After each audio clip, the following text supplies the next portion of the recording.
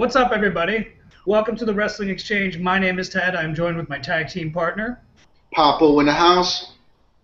What's up, everybody? Listen, we got a few things to cover real quick. We want to thank you very much for your comments, and we'll get to that in just a moment. Listen, please like, subscribe, comment. Tell us how much you like us. If you don't like us, just lie to us. We don't care. We're not worried about our feelings too much here. So, real quick, we want to jump into a comment we had on last week's video. We had Latino Mike 94.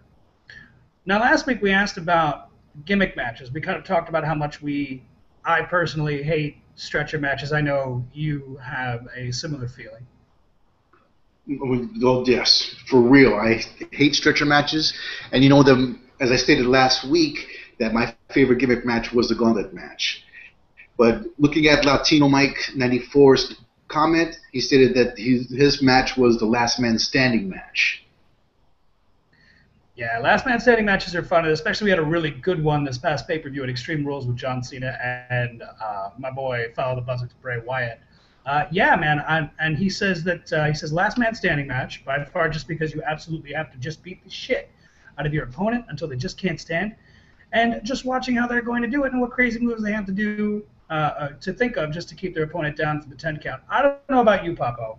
I think in this day and age, John Cena is and as much as it pains me to say it, is the king of the last man standing match.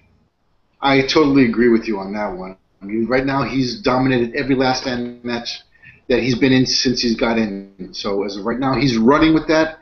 And as of right now, I would like to see who's a nice quick follow-up. So if you want to comment who is the next in line for the last man standing matches, comment down below, and we'll go ahead and bring it up on next week's broadcast. Absolutely. And if you comment on our videos, we will bring them up, and we will read them and talk about how awesome you are for commenting, because we love you so very, very much. So this week, we're also going to talk about our predictions for the Money in the Bank, the scheduled matches so far as of today, Wednesday. But we're going to save that a little bit later in the broadcast. So let's just jump right in here. We got SmackDown. We had it's funny we fired Teddy Long, but we had and this is exactly how it is in my notes, a John Cena promo interrupted by a Del Rio promo, which is interrupted by a Sheamus promo, which is interrupted by a Paul Heyman, and then Cesaro, and then Roman Reigns, and then Randy Orton.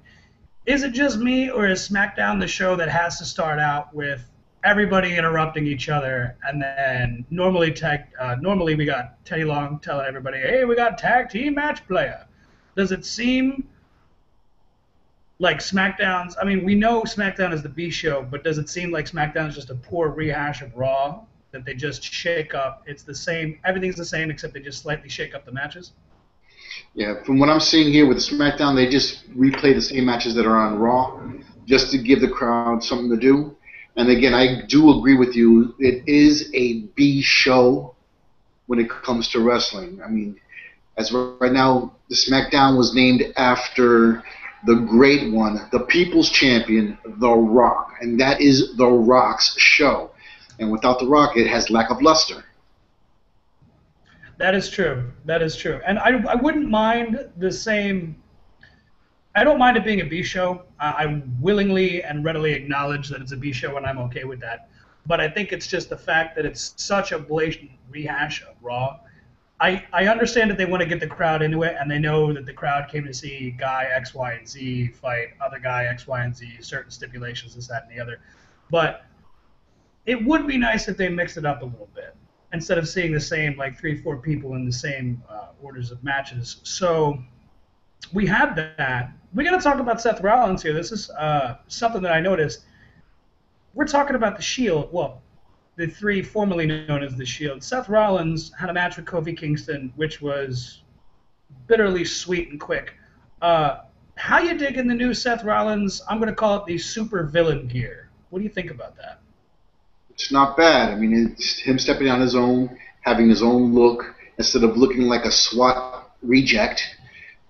So he's coming into his own. I mean, as of right now, I'm loving the fact that Ambrose is the only one that's pursuing him, and Reigns actually is on his title hunt.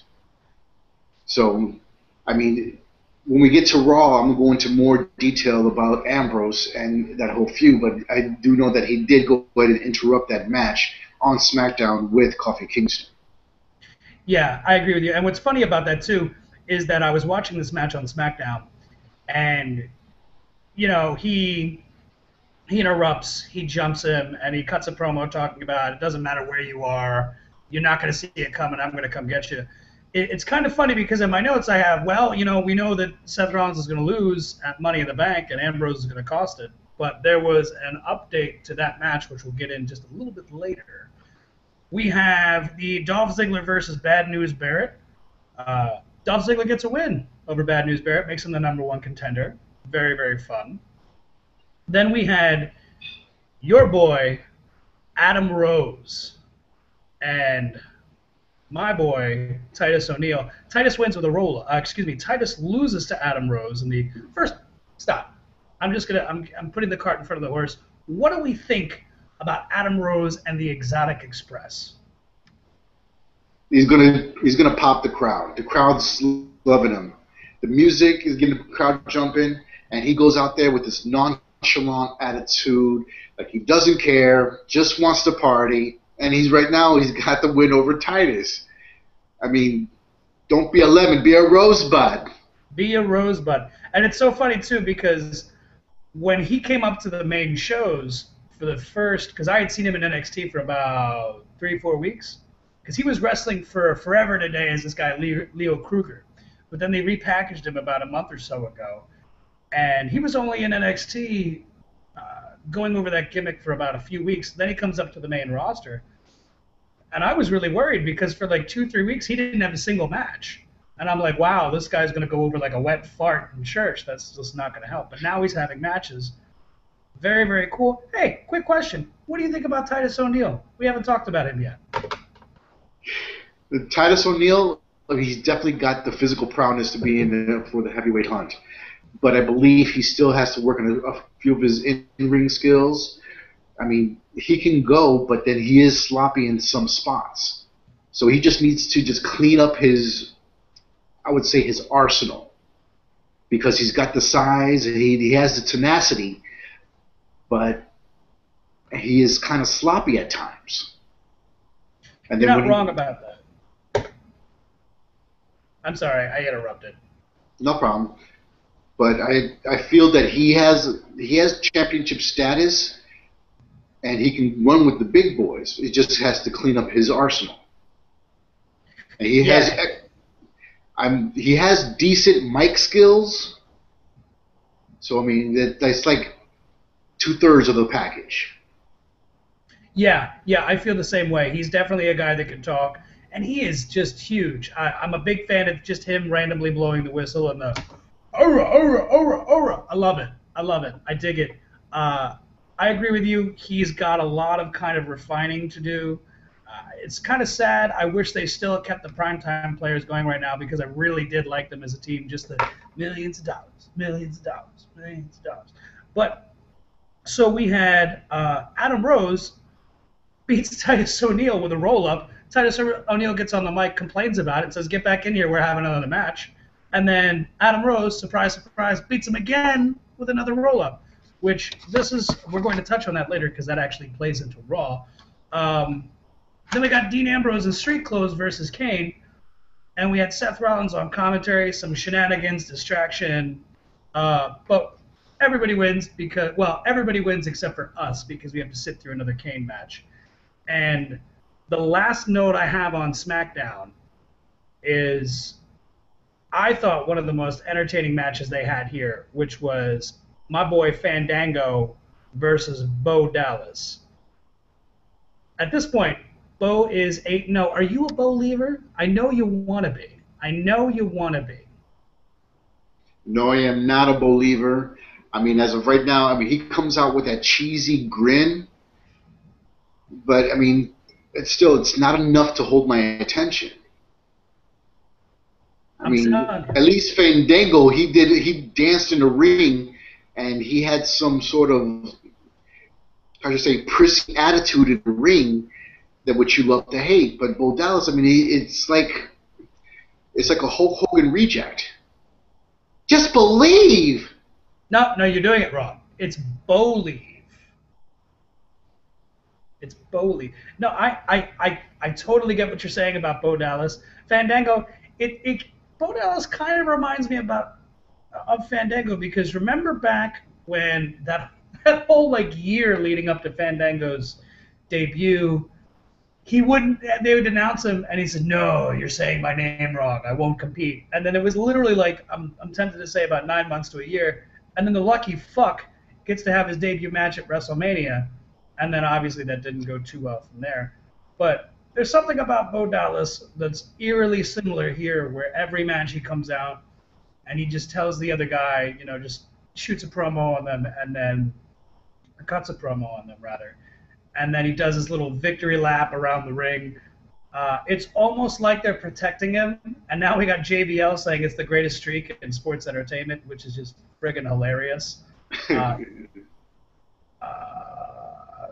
But yeah, no, I dig it, and that's really enough. That's all there really is to talk about SmackDown because it's just a rehash of Raw at this point. Sad and unforgiving rehash of Raw. Jumping right into Raw, we had an opening segment. You want to talk about that? Yes. We have Vicky Guerrero begging for her job by Stephanie McMahon, which, I mean, she got down on her knees and she begged for her job because of the whole situation last week with Reigns and her throwing up and then him winning the Battle Royal, excuse me. And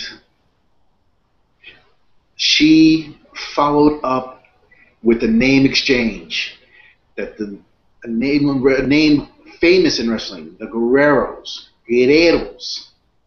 which is synonymous with wrestling. It's also synonymous with lying, cheating, and stealing. Oh, touche. Definitely good point. But the situation being is that she went ahead and she compared herself to the McMahons, which put a thorn in Stephanie's ass. Yeah, it did. Do you think it's funny now? Cause she's been here what 9 years, give or take, and it's just she comes out, says "excuse me," just gets booed out of the building. I think I mentioned it last week how I really feel that Vicky Guerrero's the most, aside from like The Undertaker or Vince McMahon, one of the most successful characters that they've ever had, and more specifically, one of the most successful heels that they've had. But now it kind of almost seems like we're, for the first time in a long time, actually having some sympathy for her. Yeah, no, I thought that opening segment was really cool. It turns out she's given a choice. She can either keep her job as the general manager of SmackDown, which she has to do in order to do that, she has to beat Stephanie McMahon, or she gets fired. It's kind of a shame because I've always liked her, but now that we're kind of going this route, we know where this is playing out. So we'll touch on that later once we get to the actual match. Then we had the Usos and the Wyatts, man. What do you think about that? Well, before we get into the Usos and the Wyatts, I mean, Jimmy Uso, I mean, the boy went, but unfortunately he lost the match. This going into what I wanted to talk about earlier regarding the Raw, how they're just throwing in impromptu matches which are actually giving a flair to Raw. I mean, Jimmy lost, and then Jake, and during the skirmish in the ring, Jay had to step in and protect his brother. And then all of a sudden, Jimmy went ahead and lost. Jay got on the mic and says, "Oh well, shit! Send out the other brother." What do you think? Eric Rowan, the sheep mask guy. You know, he has pretty good. He has pretty good in-ring skills. I will give him that. But I mean, there's something off about him.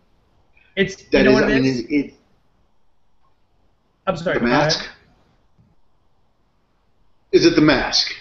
No, it's because he's terrible. He's just absolutely awful. I've watched enough of these matches to realize he doesn't have it, right? Because you hear in interviews where you'll have guys that are wrestlers or former wrestlers, road agents, producers, whatever, what have you. And the one thing that they say is that you could have the greatest body, you could have the best mic skills around, but but you have to have that it factor, and nobody can teach it.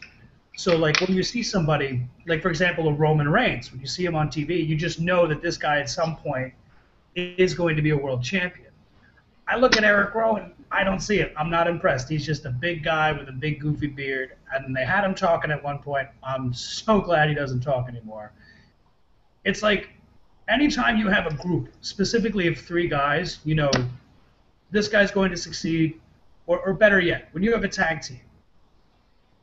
This works for almost every tag team in existence, and people watching, if you disagree with me, please put it in the comments below because I don't think I'm wrong here. There's maybe only one or two examples of this. When any time a tag team breaks up, one of the guys goes on to success, the other guy just fizzles out. You know, whether it's Marty Jannetty, whoever. The fact of the matter is one guy succeeds, one guy goes away. So now that we have the Wyatts where it's the three of them, but now it's kind of the patriarch on his own and then the team on their own, I can see Bray having a long and successful career, Luke Harper having a long and successful career. Eric Rowan, I just don't see it. I think he's the big guy with the sheep mask, and that's all he needs to be. Question, what do you think about the new terrible music that they have? Okay, the whole world in his hands with the accordion. It does sound creepy to me. I'm not going to lie. It sounds creepy, and it fits that tag team perfectly. But you know what? They need just a little bit harder. Not creepy, but something that thrashes. Something that's going to, like a mean guitar that's going to get the crowd jumping. Like some classic Southern rock. Instead of just an accordion doing the whole world in its hands. Yeah, I'd be down with that. I was actually fine with them using just Bray Wyatt's music. I didn't have a problem with that at all.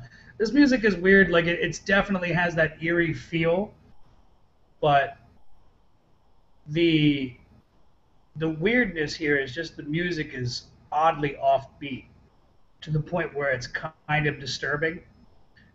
And yeah, I don't know. I'm not really a big fan of it. So we had Jimmy Uso lose to Luke Harper with a discus clothesline. We had immediately the match between Jey Uso and Eric Rowan. Jey wins with a frog splash. Question, how in the hell do we tell these two motherfuckers apart? They're twins. They have full sleeve tattoos. I don't get it. How do you tell them apart? Because I don't. I see brown guy number 1 and brown guy number 2. It's not racist. It's just they happen to be brown and they're both twins. Your thoughts? I can't tell them apart either. I tried to figure it out, but you know what? I ain't got no answers for that. The Usos. That's it. Yeah, and it would help if like the one wore like one color and the other one wore the other. But no, I can't tell them apart, and I have so much fun watching the announce team or the commentary not know which one's which either. It's just hilarious. Like at one point, one of them had a name tattooed on their chest, and the other one had the full sleeve, but now the one that had the name tattooed here, he got that covered up, and he got a full sleeve. So it's just impossible to tell them apart.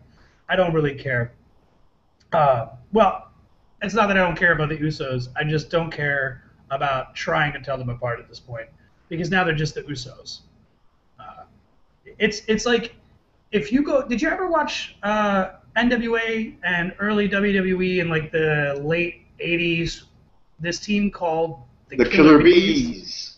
Okay, yeah, I'm thinking the exact same thing. It's like the Killer Bees without the actual mask, where they put the mask on and they swap places and shit. We had Paige joining commentary for Alicia Fox versus Naomi. Anything that you wanted to talk about during this match, or your thoughts about Paige in general? It looks like Paige is actually getting kind of an attitude now, and she did have some banter with the other Funkadactyl. They were going back and forth while they were watching the match between Alicia and Naomi. I was actually digging that because I love to see women fight. It is like I wait for it. I love to see them argue. I love to see them fight. So to watch that banter was more entertaining than the match. You're not wrong. It was super entertaining. It almost felt kind of like a cheap attempt to get us to watch it on the network because Total Divas, I mean, because now that like literally right before the match, I think they went to commercial break. They're like, "Hey, Total Divas is coming to WWE Network," and then they started bringing this weird level of we had talked about before this odd level of kayfabe where there's like one level of it here on NXT, another level here on Raw and SmackDown, and then this weird other like limbo alternate universe Total Divas. I gotta say, speaking about Paige specifically, I like her. I like her a lot. I've been watching her for a while in NXT. But I gotta say, I feel like they really did her a disservice, because here's a girl who can go. Like she can legit wrestle, she can kick ass.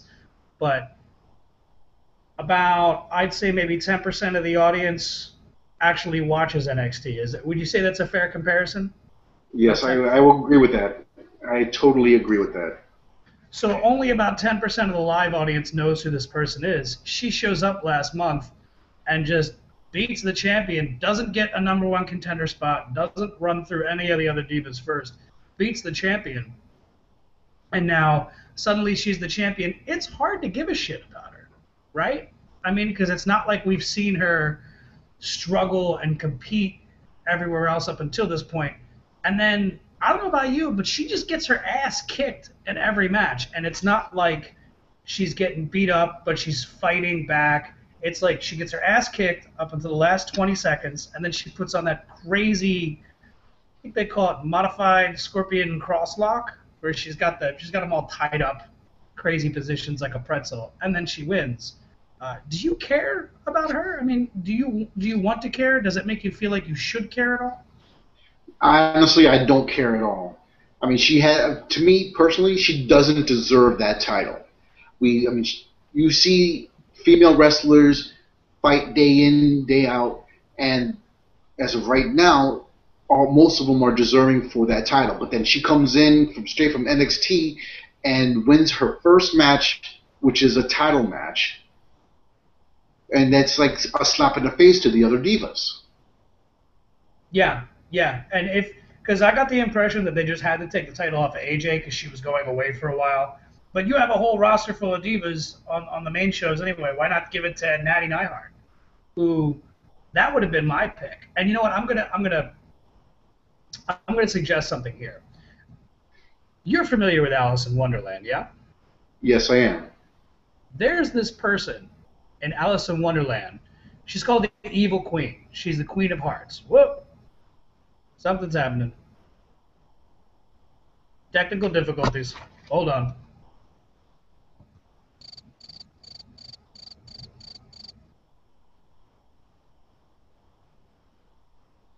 Can you see me? I see you just fine. Oh, it's when I talk. It's excuse me. It's coming up all weird on my screen. Anyway, we were talking about yeah. Oh, my idea. Do you remember back in I'm going to say about 94, 95? Owen Hart was calling himself the King of Heart. Or the King of Hearts. You remember that? Yes, I do.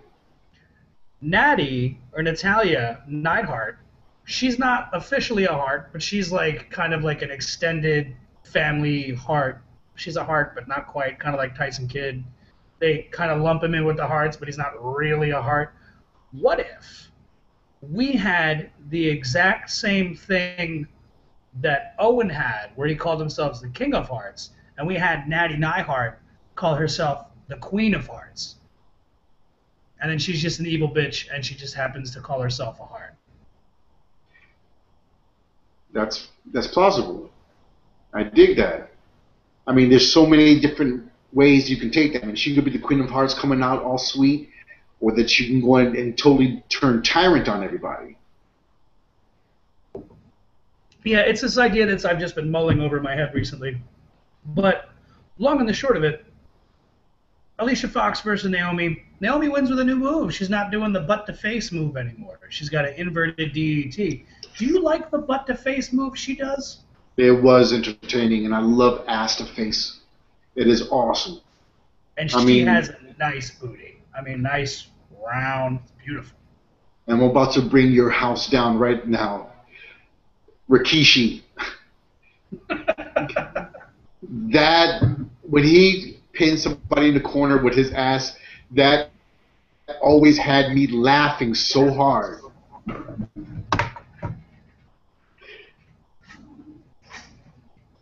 So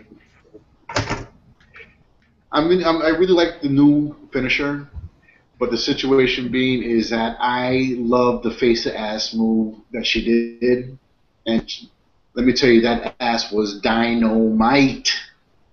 Seriously. And it's believable, too. Just because she has such a big old ass that when she does it, you're like, oh, damn. Like, I know there's some cushion to that. But there's enough ass there that they could do some damage. Hey, enough talk about Total Divas. We have Mr. Inspirational Bo Dallas. At some point, you're going to have to be a Bo Lever. Right now, it's building up, but I'm not there yet. I'm not a Bo Lever yet, even though It's he going to. is with Raw against Titus O'Neil. That he's 9 and Bo. He seems to me as like a watered down Hulk Hogan. Yeah, but he's like. Okay, so you know how we have John Cena, where he's just this obnoxious good guy that, the champ is here, just awful.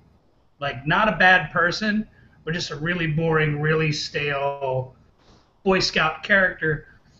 We kind of have that in Bo Dallas, but the difference is that he's like acknowledging that it's super fake and super plastic, and to me, that's what's super fun about it. So we had Bo Dallas comes out. He's about to wrestle a match with Titus O'Neil, and this is where our notes from earlier have to come into play here.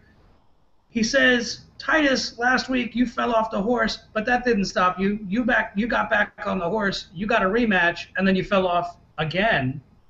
And what did he say? He said, hey, you proved winning isn't everything, which is just hilarious because now Titus O'Neil is just permanent jobber status. Your thoughts?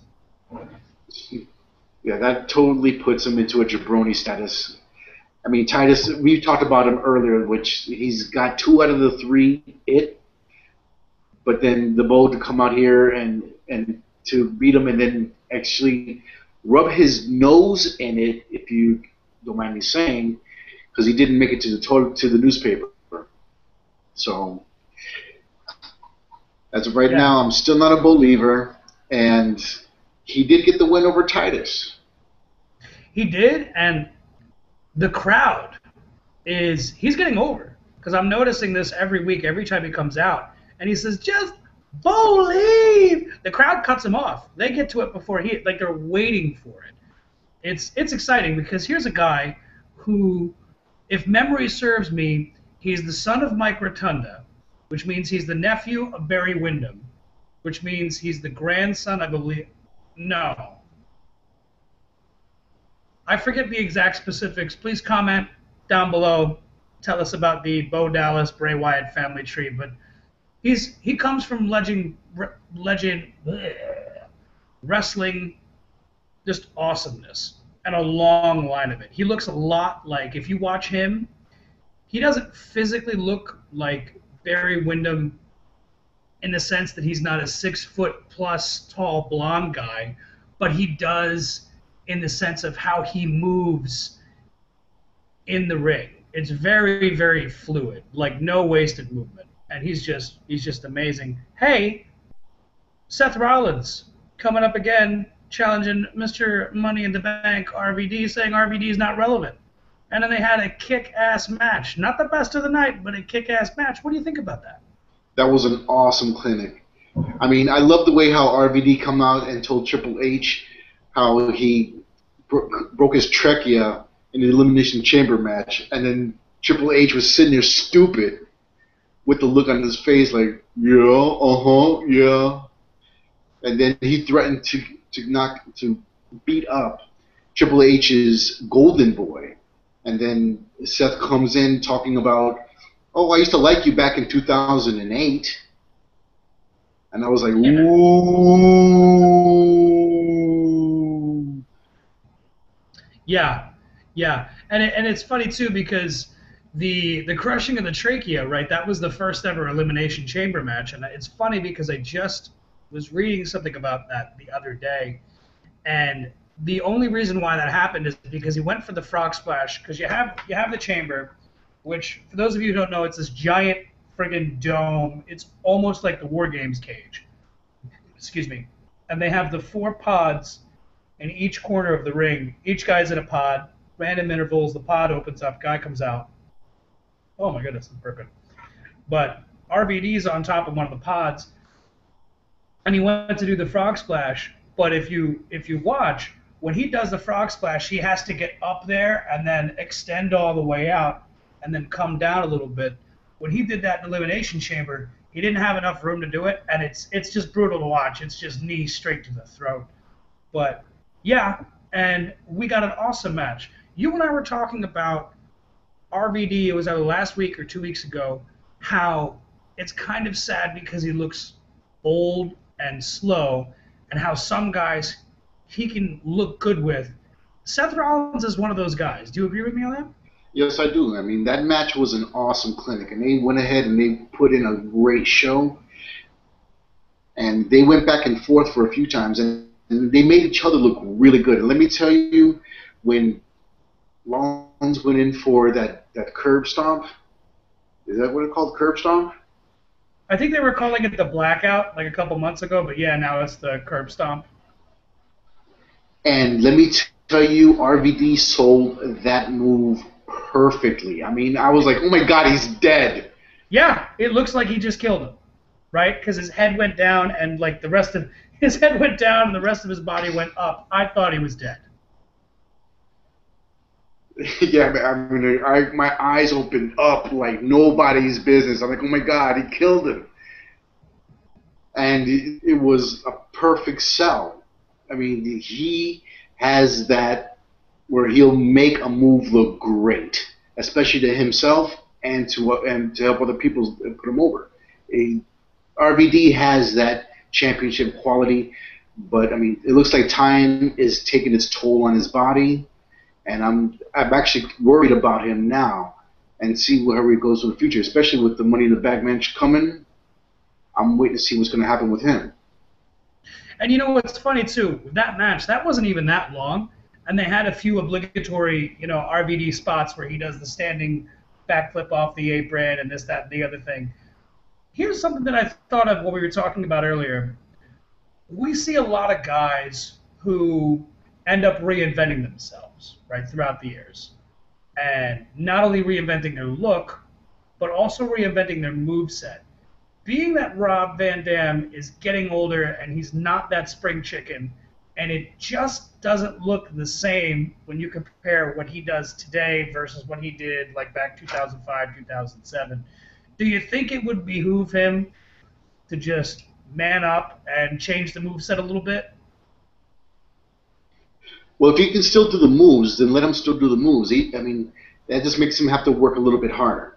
I mean, I seen his debut matches in ECW. I seen RVD live at the Fort Lauderdale War Memorial Auditorium jump off the top rope into the crowd at his opponent. I mean, he has put himself through so much damage, and he still keeps on going. So if he wants to keep going with the same moveset, let him go with it. But me personally, I would advise him to go ahead and change up to a little bit more conservative, just so he knows, because he knows he can do the dynamic stuff still. But with him changing to a more conservative style, it's going to look a little bit more cleaner and a little bit more crisp.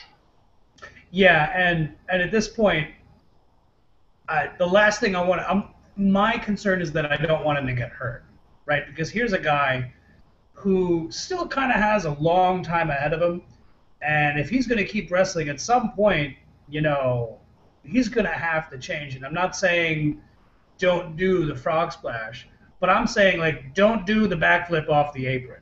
Or don't do, what's the move where he does, where he's standing on the apron, he's got the guy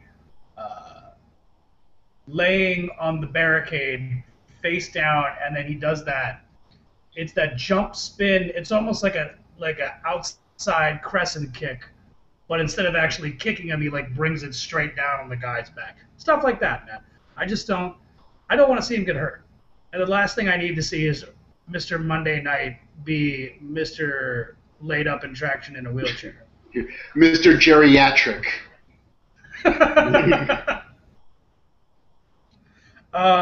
We had the rematch. Well, it's actually not the rematch, too, because Dolph Ziggler won on SmackDown against Wade Barrett, or Bad News Barrett, and then makes him the #1 contender, which is hilarious because they didn't even address that, right? Which is kind of silly because you would think that they would be like, oh, he's the #1 contender, and then he just turns around and loses this week on Raw. Any thoughts about Dolph Ziggler, Wade Barrett? Because I thought that was contender for match of the night. That match was pretty good. I mean, Ziggler went at it, and they kicked out of each other's finishing moves. I mean, it had the crowd going pretty well. But honestly, I believe that Dolph should have won that belt. I mean, don't get me wrong, Bad News Barrett is awesome. He's got the size. Right now he's cleaned up his mic skills, and he can go in the ring. But Dolph Ziggler is that young blood who's already held gold. They should at least just give it to him. Yeah, there's a couple things that I want to kind of mention about that, and you're right. Barrett is getting really awesome. With Barrett, it's like now he's finally getting his rhythm, right? Like now he's finally found his place on the card. He's the bad news guy. He comes out and says, I've got some bad news for you, and then just proceeds to talk shit. And he kind of found his niche, because everybody, if you look at all the greats, a lot of them have the same things in common, whereas that they weren't great up until they found that thing that really, really worked for them. And then once they found it, they clung to it, and it really helped them in their success. A couple things that I want to say about here, Dolph Ziggler, because Triple H took a shot at Dolph saying that people think he doesn't have any faith in him. I know, and I don't know if you know this, that actually has to do with Ziggler. They feel that he's concussion prone because he's had like 2 in the past 2 years, and with the whole Chris Benoit and like a lot of other guys that have had concussions. And it's funny now what we know about concussions as opposed to what we knew just a few years ago. They're very, very, very skeptical of doing anything with him. But I agree. I think he should be IC champ, and he should have been IC champ for the past year. I mean, that guy's amazing. 2 things specifically, though, I do want to mention about Dolph. That match was so damn entertaining. When Dolph hit him with the zigzag, when you watch wrestling, right, there's really bad wrestling. Then there's good wrestling, and then there's wrestling that's so good it makes you forget that what you're watching is scripted. That's what happened here. Because Ziggler hits him with his move, and they had false finish after false finish. He hits him with his move, and then and I'm sitting on my couch, I'm like, cover him! Damn it, cover him! Like, win the match! And then Barrett does that classic kind of like ring general thing where he just kind of rolls out of the ring, and then you're like, damn it, come on. It was so good. Just so good. But my last point about Dolph Ziggler, and I want to know your thoughts about that. You can respond to my last point as well. I like his finishing move, but I hate that thing he does where it's always the same move every time. The guy's he's facing the rope, he's got his hands on the rope, Dolph jumps up to get him from behind for the move, and the guy just kind of lazily leans back, and then Dolph sells it like he just threw him off a building and then rolls across to the ring. It's the most ridiculous thing I've ever seen. Do you feel that way, or am I just an asshole? No, I understand what you're saying, and you're absolutely right. I mean, it's like the other opponent doesn't even help sell it. But speaking of Dolph's finishing moves, I've got to tell you that I love the Famouser. I love that move. I Yeah. mean, if I could do that to my wife, I would. It's right up there with the pedigree on my list of like favorite finishers ever. It's like pedigree, codebreaker, and then famouser. Like almost on the same level as codebreaker, because it's one of those moves where he can do to anybody. It doesn't matter if you're Big Show. It doesn't matter if you're Rey Mysterio. If you're 1,000 pounds. If you're 20 pounds. Anywhere, anytime. That, in my opinion, that's the sign of a really good finisher, that you can just do to anybody. Speaking about finishers, peoples, if you want to talk about finishers, your favorite and least favorite finishers, please tell us in the comments section below. We will mention it next week's video. So yeah, and then we're going to touch on that later on in the next coming weeks also in some extra segments. But moving on, well, actually, did you have anything else you wanted to add about that before we continue? No, I mean, the match between Dolph and Barrett was awesome. I mean, I understand how it actually took on its own, where you forgot where it's scripted and you just got totally into the match, because it actually got everybody emotionally involved, where they were kicking out of finishers, and Dolph being so close to winning that belt was amazing. But in my opinion, he should have won that, and congratulations to Bear for keeping it. Yeah. And it's just funny, too, because if you would have told me just a few years ago Wade Barrett would have had match of the night, I would have laughed in your face. I never thought he was anything special up until this year, believe it or not. So moving on, we had a Renee Young interview backstage with Vicky. I have a huge boner and crush for Renee Young. It's ridiculous. She's like the, I don't want to say Mean Gene Okerlund, because no one's going to be Mean Gene, but she's like the equivalent of Mean Gene, in the sense that she's the backstage interviewer, but she has boobies and she's gorgeous. In my mind, the only downside is she's Canadian. What do you think about Renee Young? She could be Japanese for all I care. Oh my God! If she was Japanese, cutie pie. Ooh-wee. She's a cutie pie. I mean, she holds that microphone very nicely. And she has boobies. Did I mention she has boobies? No, you didn't. Please say it again, please. Boobies. In fact, hold on. Boobies. She has boobies. Renee, if you're listening, we love you, and we love your boobies. I'm sorry that you're from Canada. I can't help that. Moving on, we got Vicky Guerrero versus Stephanie McMahon, although not Stephanie McMahon, in a kiddie pool full of gravy? What the hell was that shit? That's exactly what it was. And they made everybody seem like it was shit. I mean, the announcers like, "What's that smell?" But they were never fixated on what it was. I love when they put over smells on Raw and SmackDown, because you know damn well we can't smell it, and it probably didn't even smell at all, or maybe it smelled good. It's just funny because I don't know.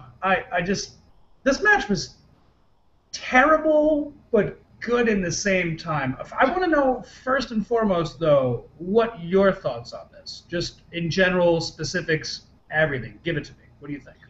Okay. Initially, she came out with Eddie Guerrero's music. We lie, we cheat, we steal. And I flipped out. I was like, holy shit, she's going with the Guerrero music. And I was like, what? So I was like, okay. And then she gets to the ring. All of a sudden, we got 3 other divas coming out to the ring. I was like, what is going on? That's not even fair, because Stephanie has in-ring experience. I'm here thinking it was going to be a clean match. And you know what? In old school McMahon, she follows that legacy. Yeah. Yeah, and it's funny, too, that you mentioned theme music, because I was talking to my wife, and I catch Raw on Wednesdays just because I work Mondays, Tuesdays. I don't have the time to watch it because it's 3 fucking hours. Vince, if you're watching, which I know you're not, but if you are, bring it back to 2 hours. 3 hours is way too fucking much. NXT is 1 hour a week, and it's one of the most entertaining things that I look forward to. 3 hours of Raw, way too much. Anyway, I'm off my tangent. Vicky comes out. My wife says, "Hey, do you think she's going to come out to Eddie's music?" And I said, "No, she's not going to do that. I don't even think she has music. She just says, 'Excuse me,' and the whole place boos." She comes out to Eddie's music. She gets a huge fucking pop. I popped. I thought it was great, and then she does the fucking Eddie shit. It was awesome. It was just awesome. And what do you think about that finish? How it ended up playing out? Honestly, I mean, the way the whole match played out, I mean, I was like, this is horrible. This is so horrible.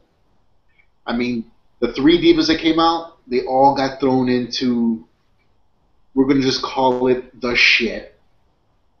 And then she turns her back, and then Stephanie pushes her in with her back turn. I mean, how dishonorable is that? Yeah, it's true heel, true asshole move. I had a whole other vision, right? Because in my mind it was going to go one of two ways.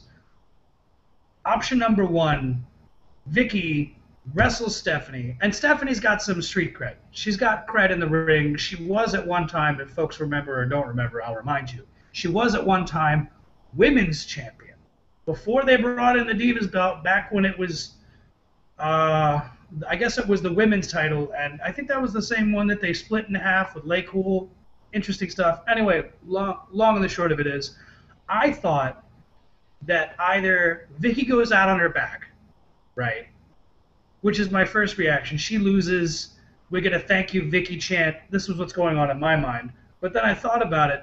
Vicky's not really an in-ring competitor, right? She's just a personality. So going out on her back wouldn't make any sense, because it's not like she's having a retirement match. So then I thought about it, and I thought, and you let me know if I'm wrong, and in the comment section, let us know. My thought was, what if we had Vicky beat Stephanie in like a fluke, right? Let's say she just gets her in a roll-up, or somebody interferes or distracts Stephanie, or whatever. Maybe Brie Bella comes out, and she's got a ticket in the audience, and she's like, "I'm fired, but I paid for my ticket." Stephanie's like, "Damn you, Brie," and then, she rolls her up and whatever. Anyway, I wanted to see Vicky win the match and have the opportunity to get her job back and say, "You know what? I won the match, but you know what, Stephanie? You can take this job, and you could stick it straight up your billionaire ass. I don't want it. I quit." And then in my mind, the crowd pops. We still get a thank you, Vicky chant. We get the lying. We get the cheating. We get the stealing. Everybody goes home happy. What do you think about that scenario? And that's an awesome scenario. Let me tell you, I've been happy with that, especially with the motto lie, cheat, and stealing. It would have gone perfectly. Now, the way that she did go out, I was really disappointed, but then Stephanie did get put in the shit, and I was happy with that. And that did please the crowd. Yeah. She got her comeuppance, which is just, I guess that's how it's supposed to go, right? No matter what happens, we love you, Vicky, but Stephanie, you got to get thrown in this shit pool. That brings us to, is there anything else you wanted to add before we move on to the next segment here? No, we touched base on that one. And rest in peace, Eddie Guerrero. Seriously, Eddie Guerrero, one of the greatest of all time. It's funny, I was telling my wife about this. There are a lot of wrestlers that are very polarizing, right? Everybody likes them or hates them or has a particular opinion about them. When you say Eddie Guerrero to someone who's a fan of wrestling, even before Eddie Guerrero died, and there's this weird thing in our culture where when someone dies, we forget about all the terrible shit that they did, unless they're Chris Benoit, and we remember them as kind of like a saint, even though they may have been an asshole in real life. With Eddie, even when he was alive, I don't know about you, man, I would bring up Eddie. I never knew anybody, when you would mention Eddie Guerrero, that said, "Man, I don't like Eddie Guerrero." Everybody liked him. Everybody liked him. I mean, Eddie Guerrero was synonymous with the perfect heel. I mean, he he played both roles. He did both. He came out in WCW as a face and with a big smile, and people loved him. And then he made a beautiful transition to a heel when he got in with Dean Malenko, Chris Benoit, and that whole crew right there. I mean, even Jericho put him over. And let me go off and just take a step back for a second. I, to this day, am a Chris Benoit fan of him in the ring. Outside, I never knew him, so that's it. But in the ring, I was a fan. So, I mean, whatever he did outside his life, I'm not even condoning, and I don't care what he did. But in the ring, I am a Chris Benoit fan. Yeah, and you know, it's funny that you mentioned that because I wanted to bring this up too, right? Going back, in my opinion, Chris Benoit in ring as the performer, not as the human being, but as the whatever we want to call him, whether we want to call him the Wolverine or whether we call him what I preferred, which was the Canadian crippler, Chris Benoit, was easily one of the greatest of all time. I was watching a thing on YouTube. His son, I think his name is Daniel? I'm not sure, but he has another son that's in, I think he's training with, oh God, what's his name's son? British Bulldog son, Teddy Hart. And he kind of went on this thing and said that Chris should be in the Hall of Fame regardless. And I'm with you in that, right? So I think in ring, Chris Benoit is damn near untouchable. Easily, maybe not my top 5, but easily top 10, greatest of all time. He had killer matches with everybody, right? It's not like one of those guys, just like Eddie. You never saw a bad match, ever. All of his matches were just knockdown, drag out, kick ass matches. Chris is one of those guys where it's weird because, as I mentioned earlier, what we know about concussions now is light years ahead of what we knew about concussions about 10 years ago. And it's really sad because on the one hand, I do want him in the Hall of Fame, but on the other hand, it's completely understandable why they would never put him in there. You know what I mean? Like if you're the NFL, and I can't think of the guy's name, but there was a guy that like walked out on the field on practice and like said, "Sorry, coach, I'm a terrible person," and then like shot himself, right? And I'm using that just as a metaphor because here's a guy who had serious concussions and then that led to that. But it's one of those things where Chris Benoit is the reason why anytime you watch anything on the WWE network, they have that disclaimer that says these are fake people, they're fictional, they're playing characters, they're not real, we don't condone the real world actions. It's just kind of sad, you know, like it sucks that he did that, but I had spent, you may not know this, for about 6 years, I spent working with people for the state, with people with developmental disabilities. And when you have someone who has like severe brain trauma, they're not like everybody else. And when you listen to everyone's talking about Benoit, the guys that were really close to him, specifically Chavo, matter of fact, he has a really good interview on Chris Jericho's podcast. Chris Jericho, you're welcome. I'm plugging your show on my show, damn it. But he talks about how he was like the coolest guy on the planet and then just never saw that coming. And then when they opened him up in the autopsy, he had like a 90-year-old brain with dementia. You know, just fucking mush. Really, really, really sad. Really sad. And I don't want to keep going on this terrible tangent that I found myself in. We're going to talk about something positive. We're going to talk about Stardust. What are your thoughts on Stardust? He's definitely making a name for himself really quick. I mean, it's only been 2 weeks, and he's popping a crowd. The crowd is loving Stardust.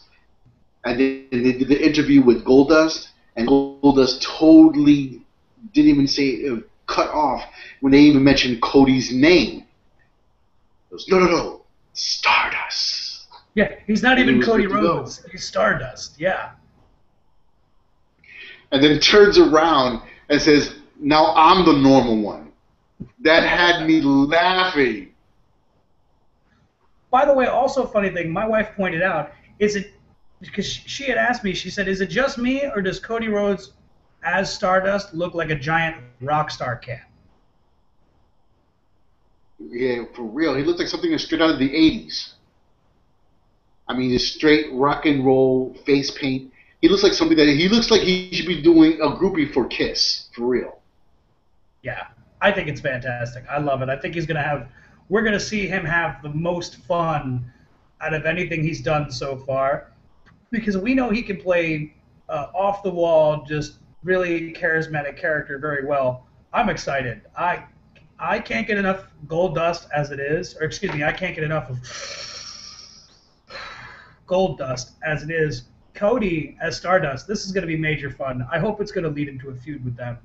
We didn't actually get a match, which is depressing because I wanted to see them. But, hey, we got Kofi Kingston versus Jack Swagger. Do you give a shit about Kofi Kingston versus Jack Swagger? Because I know I don't. No, not really. I mean, it was an okay match. And honestly, I've seen him go so many times, I'm just bored with it. It was just filler. It's like Del Rio versus Ziggler. Like, we've seen those guys wrestle 10,000 times on Raw and SmackDown in an age where everything is televised. It's not like it's all house shows anymore. It's just boring. Super boring. Moving on, we had another beautiful, beautiful, beautiful Canadian Renee Young interview. And she was she was interviewing Alberto Del Rio only to be interrupted by Cesaro and Paul Heyman. Paul Heyman, for those of you who don't know, he's the former voice of the voiceless, or the one behind the one in 21 and 1. Cesaro tells Alberto Del Rio, I won't talk to you because I only speak 5 languages, and none of them is loser. Kind of a dumb comeback, but it still really worked for me. What do you think about that? It definitely got a pop, and it made me laugh. Because I got to speak to losers all damn day at work, so. You're not lying, man. You're not lying. Oh. Any thoughts on that before we move on? No, let's go ahead and move on. All right, so we're getting near the end of Raw. We got to talk about this, right? We only got to spend like a moment or two here.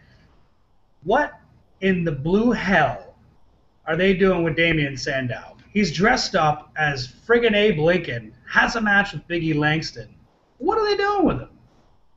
Are they burying him? Or are they not burying him because he's on TV and they're just letting him be goofy and creative? What the fuck? Honestly, I'm at a point where I think that the dressing up of Sandow has nothing to do with Sandow, period. I believe they just playing him as a clown, as they did former wrestlers, and then eventually he's going to start to fizzle out. I mean, I know that you love Sandow, but I as of right now, with him being a clown, I see him fizzling out big time. And it's a shame, too, because he can really wrestle. He's really good. And I don't know why they dropped the Lanny Papo, you're welcome, genius shtick. I loved it. But we had a match. Biggie Langston beats him with the big ending, and then he starts channeling Martin Luther King. Did you find this weird? I found it really weird. Well, I got a full feel for him preaching. And everything was ending with a and I'm like, I got bored of it really quick. I'm like, just make your point and take a deep breath. I mean, do you need some albuterol? Do you need a pump? So that you got asthma. Stop it, please. I mean, he went into talking about Rusev, and then guess who pops in from behind? Yeah. Before we see Lana. Not before we see Lana. Oh, Lana and those long, I think she's Lithuanian. I don't know. Have I mentioned that she's delicious? She's delicious. I love her. I really don't care for this. I feel like they're dropping the ball here because you have Zeb Coulter and Jack Swagger. They're the real Americans. You got this guy Rusev, who's from Bulgaria, or yeah, he's from Bulgaria, but they're billing him like he's from Russia. He comes out, he's tearing through dudes, and he's like, "Your country's weak," blah blah blah.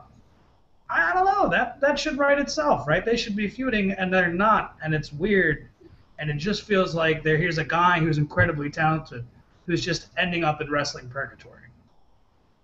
Okay. Well, Big E, he definitely got the in-ring skills, and he can go. He's held gold, but he looks like he's needing a brawl. And then we have Rusev, who looks like he spent too much time at Burger King with a receding hairline, which does not quit. And then we got to go ahead and have these two feuding. It's like watching two fat guys fight over a burger. Yeah, yeah, he looks like a muscular Jim Belushi. Oh, for real. Or better yet, an oversized Danny DeVito. Really oversized, because he's like 6 foot plus. So we're rolling on. We got a 3-on-4 handicap tag match: John Cena, Sheamus, and Roman Reigns versus Randy Orton, Alberto Del Rio, Cesaro, and Bray Wyatt. I don't care. Do you care? You know what? The match dragged so bad. I was just like, will this ever end? I mean, I was looking at the clock watching this match, and I'm thinking, you know what? I'm glad I recorded this because I can at least fast forward through most of the stuff. But let me tell you, at the end, it did get interesting. I mean, they had a nice end move exchange throughout everybody had to go through, and the good guys won. Yay. The good guys won only to be raped by Kane, or excuse me, the Demon Kane, who is still wearing the same clothes, still comes out to the same music, and now we're supposed to just believe that he's some sort of special final form ultimate transformation Kane, as if he hasn't been doing the same shit for the past, I don't know, 20 years? Is it 20 years? I'm going to say 20 years. Okay. If I'm wrong, let me know in the comments.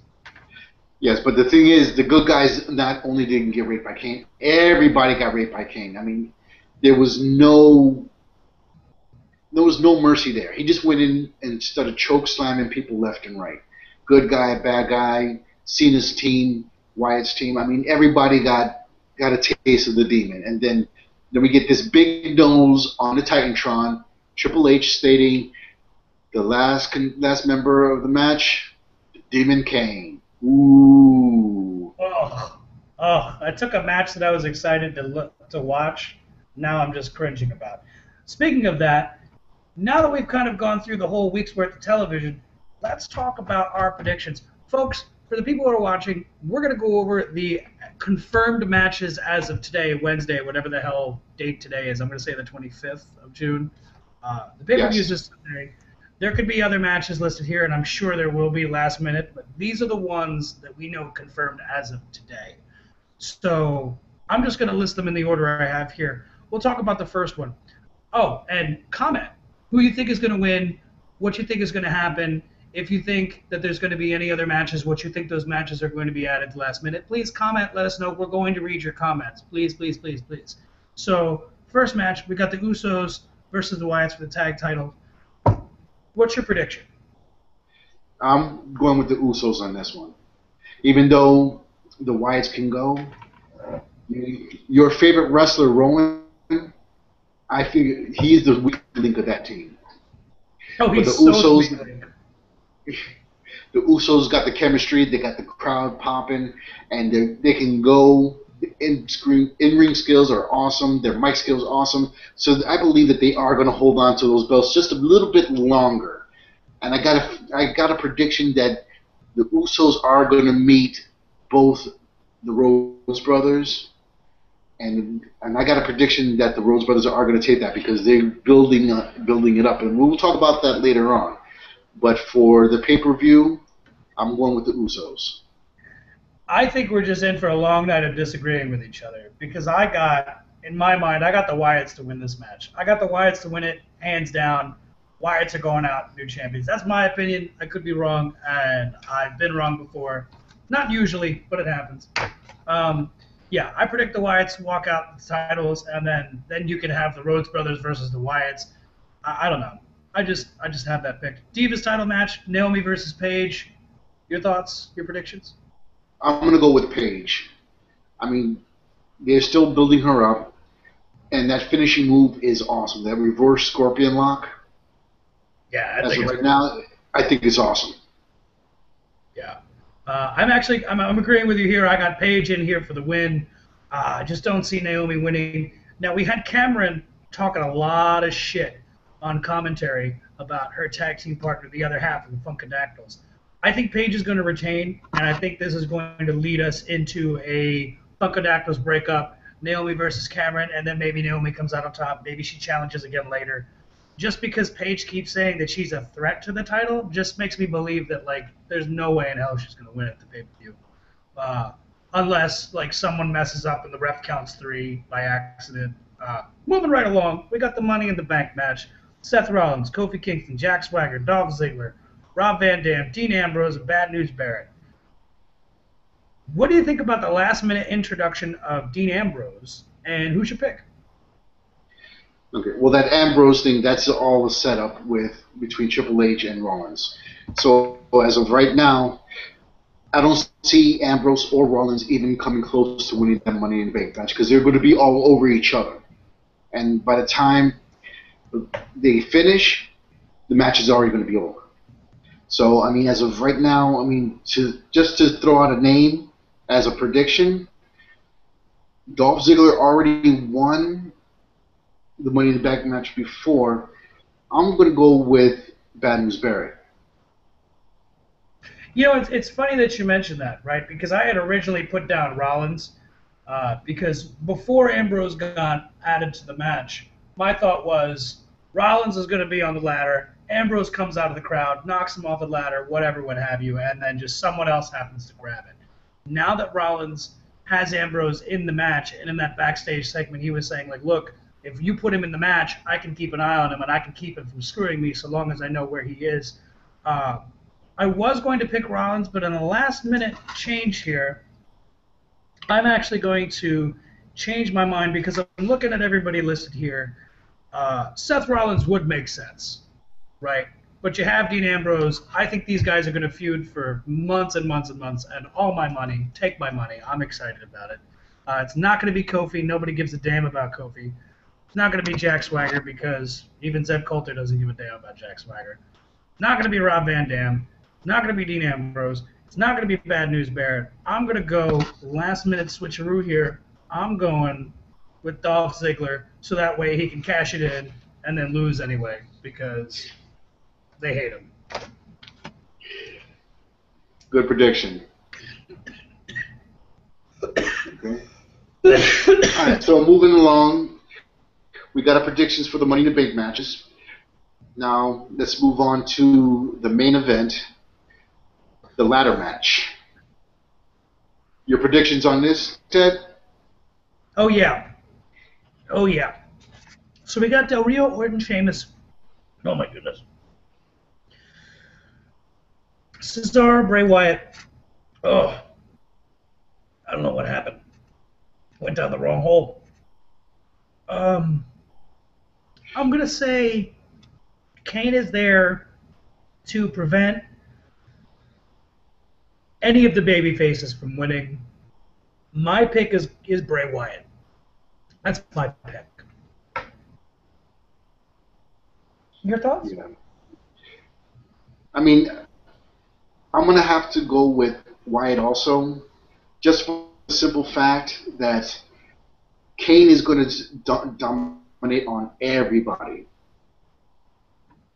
And as of right now, the only real person in there that can probably go with Kane and Reigns is Cena and Orton. Everybody else is going to get steamrolled. Yeah. And now that I can breathe, I can actually give you my reason. I'm sorry, you were saying?